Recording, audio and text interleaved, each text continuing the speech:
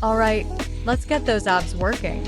We're diving into a quick 5-minute abs workout perfect for beginners. First up, we've got the classic crunch. Lie on your back, knees bent, hands behind your head, and lift your shoulders off the ground. Squeeze those abs and lower back down. Repeat for 30 seconds. Next, we're moving on to bicycle crunches. Lie on your back, hands behind your head, and bring your right elbow towards your left knee while extending your right leg. Alternate sides in a pedaling motion. Keep that core engaged and feel the burn. Now, let's target those obliques with side planks. Get into a side plank position, balancing on your forearm and the side of your foot.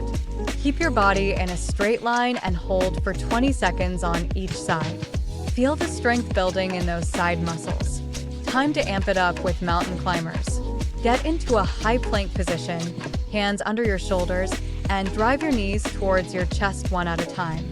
Keep up the pace for 30 seconds, feeling your abs and arms working together. Last but not least, finish strong with leg raises. Lie on your back, hands under your glutes, and lift your legs up towards the ceiling. Slowly lower them back down without touching the ground. Engage your lower abs and repeat for 30 seconds.